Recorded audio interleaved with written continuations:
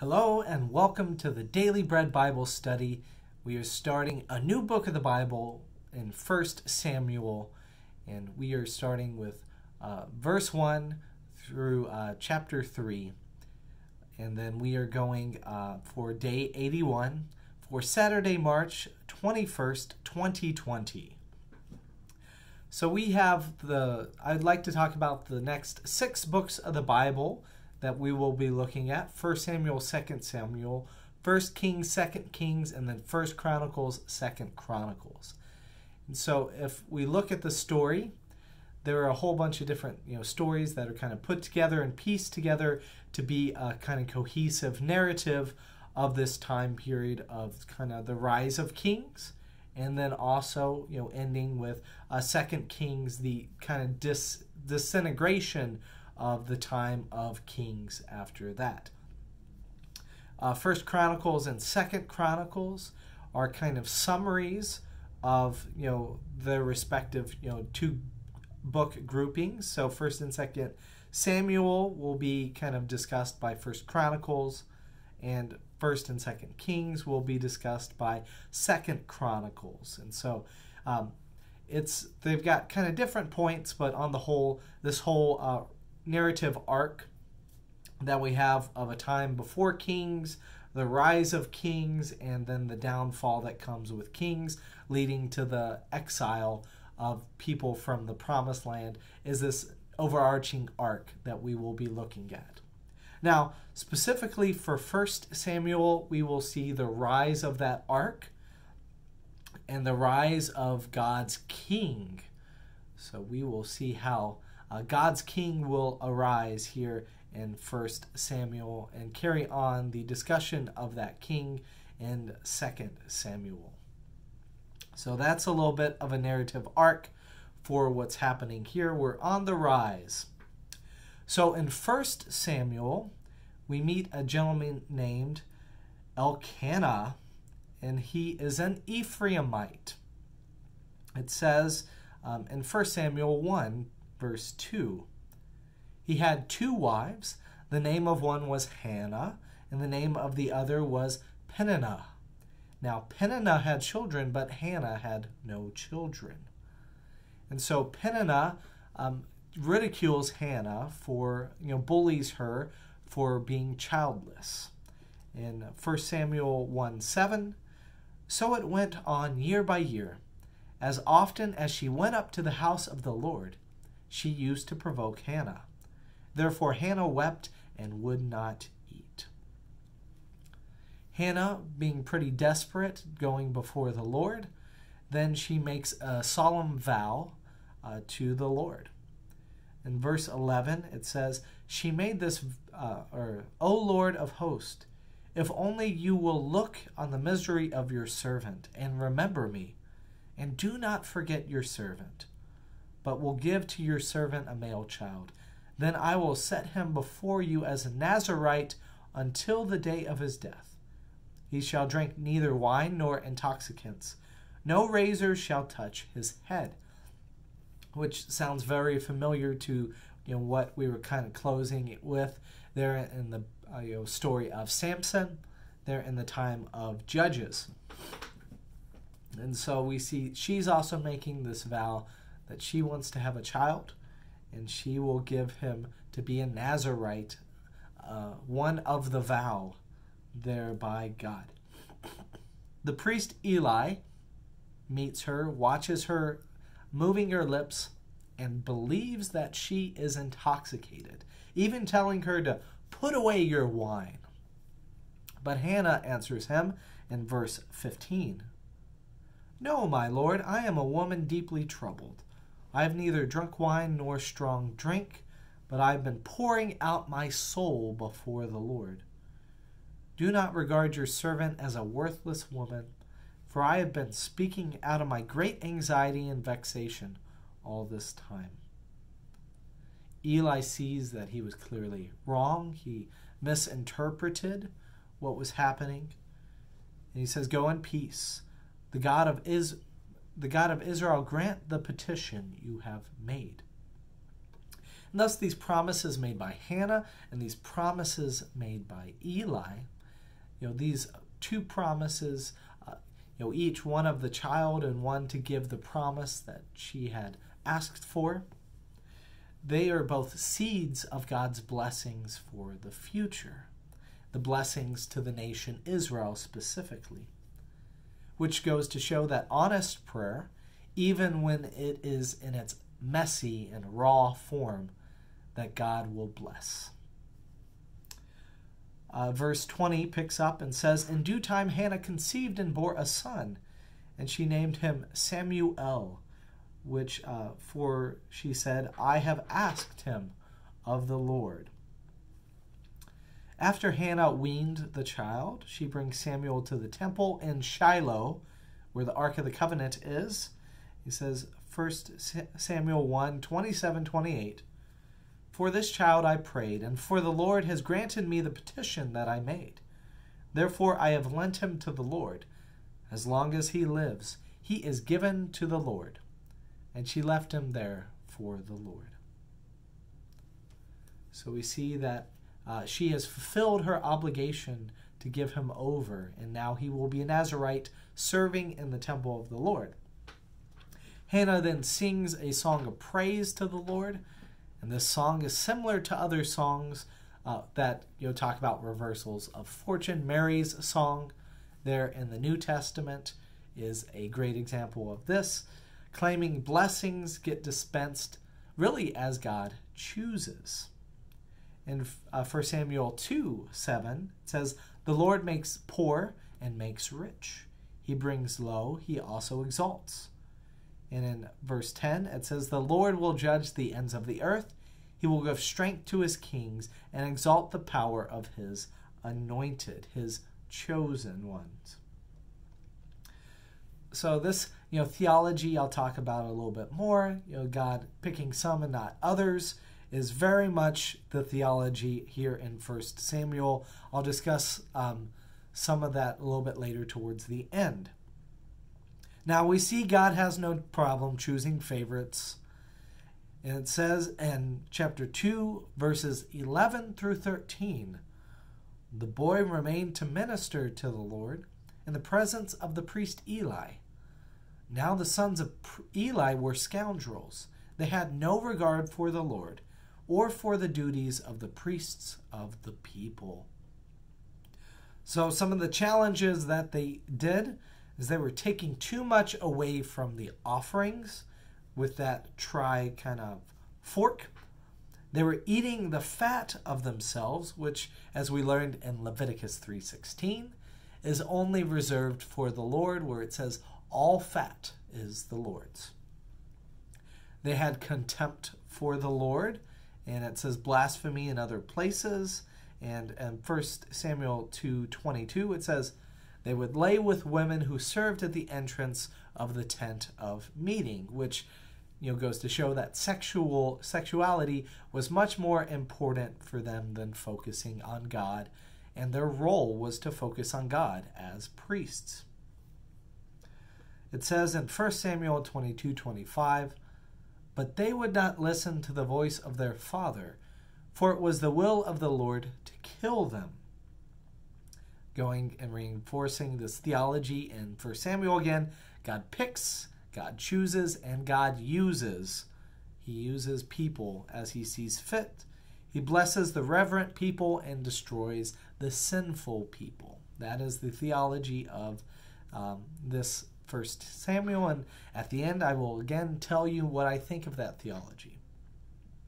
God speaks to Eli about his son's family, or the sins of his family, In 1 Samuel 2:30 it says, God is speaking and says, "I promise that your family and your family of your ancestor should go in and out before me forever. But now, the Lord declares, far be it from me, for those who honor me I will honor, and those who despise me shall be treated with contempt." These words are kind of harsh, but I think there's something else going along here too. This is setting up the end of Samuel, where we see the rejection of King Saul and the appointing of a different king. And even more, this story is setting up the future exile of the people of Israel. From the Old Testament perspective, God will punish all Israelites for their irreverence using the future exile from the Promised Land. They will forget God, they will suffer, and God will punish them, and they will cry out for redemption. This foreshadowing of the exile also applies directly to this story as well, too. It foreshadows something that happens in this story, that Samuel will replace Eli as prophet. It says in 1 Samuel 2:35, I will raise up for myself a faithful priest, who shall do according to what is in my heart and my mind.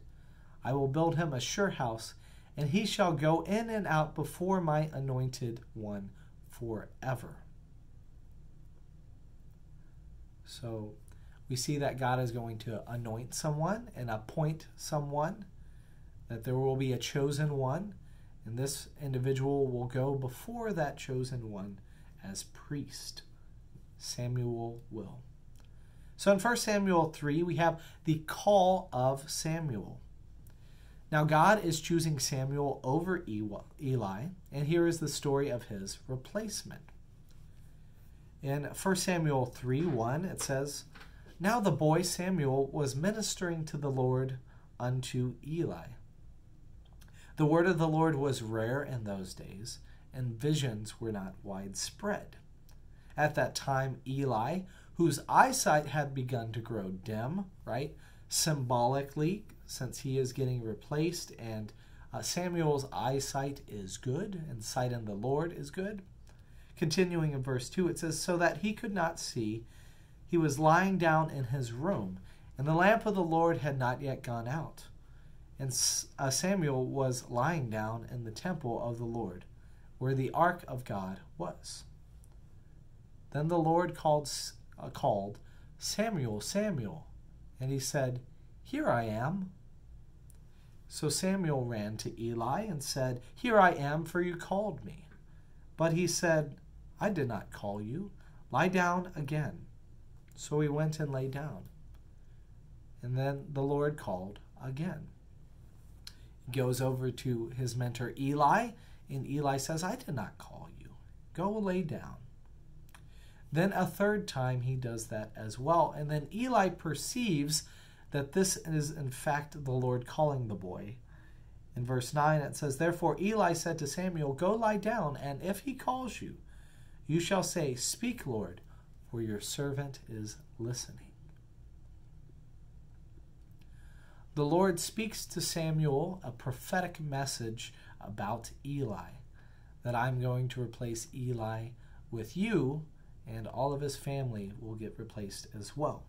So Samuel, rightly, as a young child speaking to his mentor, is hesitant to say the words, but Eli counsels him to say what the Lord has put on his heart. Eli hears that God has chosen Samuel over his family, and then accepts the word as the Lord's. And in 1 Samuel 3:19 it says, As Samuel grew up, the Lord was with him, and let none of his words fall to the ground.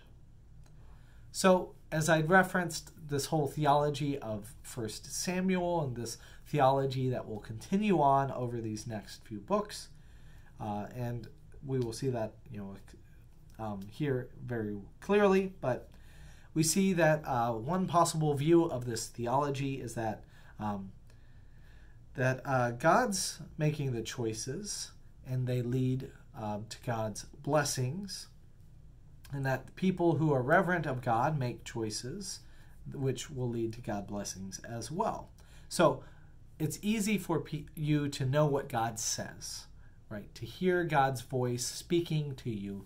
It's another thing to hear God's voice and to act upon that, and to follow in God's footsteps and do what God says. As you know, they say, it's easy to talk the talk, yet difficult to walk the walk. Thus, making good choices so Thus, the theology kind of sums up and says, make good choices so that God will bless you. But what happens if God rejects you? Did you make wrong choices? Or is it, some fault of God that God did not see? The book of Job is one where God calls him a righteous man, yet Job is also one who suffers as well too. So this, theology of the Old Testament and here in 1 Samuel can be pretty problematic. We will even see that God sends an evil spirit. An evil spirit from the Lord will come upon King Saul as well, and he will try and kill David. So we will see that all sorts of strange things, for my theology happen here in the Old Testament. Part of it is I have to accept it. That's what they believed, and that's how they theologize things. But, I think there's another possible theology, and I'd like to share that with you at this time. It's what I believe as a Lutheran Christian, and we believe that God acts often in spite of us in our own sin. We confess that we're saved by grace through faith, apart from works, prescribed by the law. We depend upon Christ's worthiness before God instead of our own worthiness before God, because we know, like the Old Testament shows, that we fall short of the glory of God over and over again. Thus, we know somebody who did not fall short of the glory of God, Jesus the Christ, who died on the cross and died so that we might be able to wear Christ and be united with him in a death like his, and be united like him most certainly in a resurrection like him, as it says in Romans. Thus, we cling to Christ for everything, including God's favor. And Christ chooses us, not us choosing Christ, even though God has chosen some instead of others in the past. Just like John 3:16 states, God so loved the world, right? We believe that, this act of Jesus coming on the cross was a death for all time and all places, one which had the universality to apply to all people, and thus the spreading out and God choosing us in a lot of ways is more important than us choosing God. Now, it's not to say that, we can't do actions. There are things within our control that we can do. It is well within our capacity to do good and to help our neighbor. But the reasons that we do those things is not because we are afraid of an angry God, a God who will, as we have here, choose Samuel over Eli, even though he made a promise to Eli. No, we don't believe in that. We believe that God's promises are true, and that especially God's work in Jesus was a different way of acting than what God has done previously in the Old Testament. Hence, we call it a New Testament. But anyways, that's probably more than you wanted to hear about that theology. But if you'd like to learn more, you can contact me. You can read up on Lutheran theology. There's different variants. I'm a part of the Lutheran Church called the ELCA, Evangelical Lutheran Church in America. And we've got our own different views, say, than individuals in the Missouri Synod. But on the whole, Lutherans are very much saved by God, and it's about God's work instead of our own work to merit our own salvation. So there you go. There's a little bit of habit. And thanks for joining me as we're discussing 1 Samuel. And I look forward to more discussions and more wrestling with this theology